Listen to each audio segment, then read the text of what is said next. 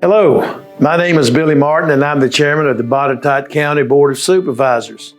I'm pleased to be able to provide my 7th message to the residents and businesses of Botetourt County. For the first time in over 2 months, there appears to be some light on the horizon as we more fully understand the impacts of the global COVID-19 pandemic. Now is the time to pivot towards safely opening back up. Nevertheless, I urge you all to continue to remain vigilant and cautious during the coming weeks.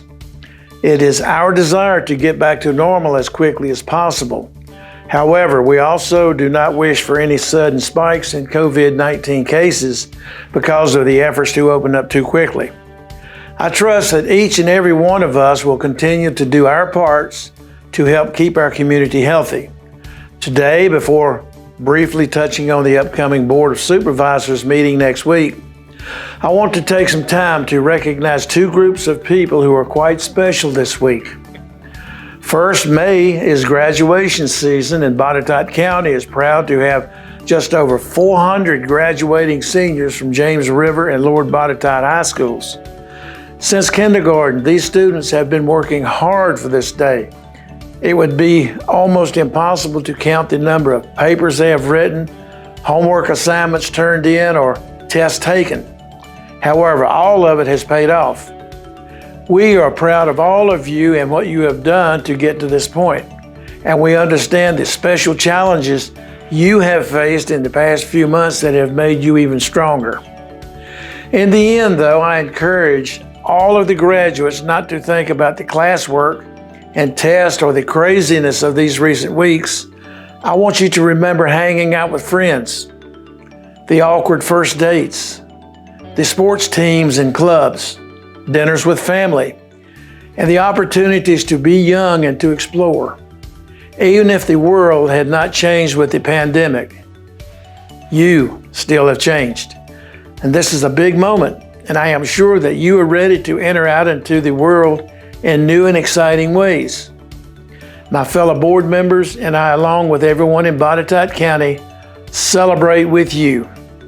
Now, as I look around at the Botetourt youth, I know that you all are well prepared for the future of our county and our country.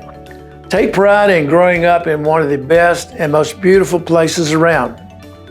Remember everything you've learned as you go off and see the world, after the pandemic, of course.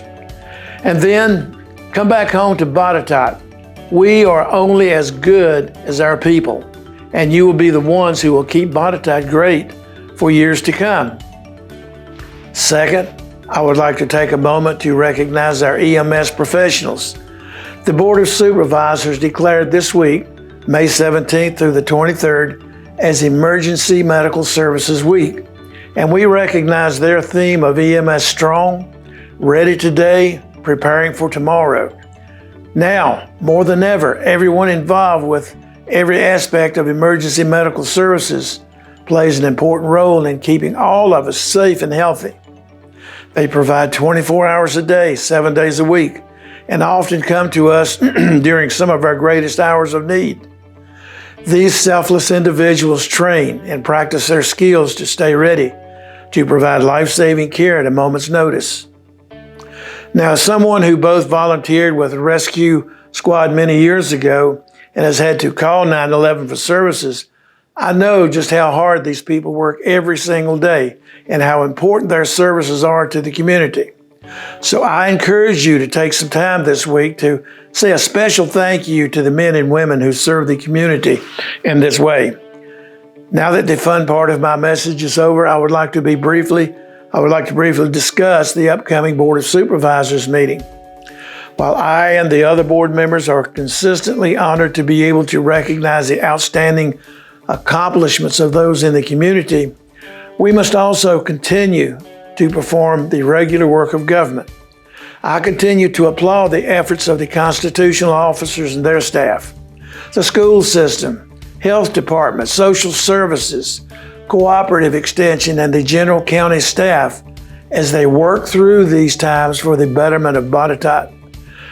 This coming Tuesday, May 26, the board will be holding its regular monthly meeting. This meeting will be held in a slightly different format than the last regular meeting in April. We will have some board members in the meeting room at the Greenfield Education and Training Center and some at other locations, along with staff at various locations as needed. Physical distancing measures will also be in place in the building. These measures will include spaced seating, limited person-to-person contact, and reduced county staff in attendance. For those who do not want to attend the meeting in person, anyone interested in listening to the meeting may call in beginning at 2 p.m. on May 26th. The phone number to call in is 1-540-300-9110. When calling, you will be prompted to enter 875-778-pound. Again, the call-in phone number is 1-540-300-9110, and the code is 875-778-pound. Both the phone number and the code are posted on the county's website, botetourtva.gov. Now, once on the line, you may make public comments at the appropriate time by following the prompts. All comments provided either in person or over the phone will be limited to 3 minutes. You can also provide written comments through the online form at boco.community. The call-in information and online form is posted on the county's website, on social media pages, and in the newspaper.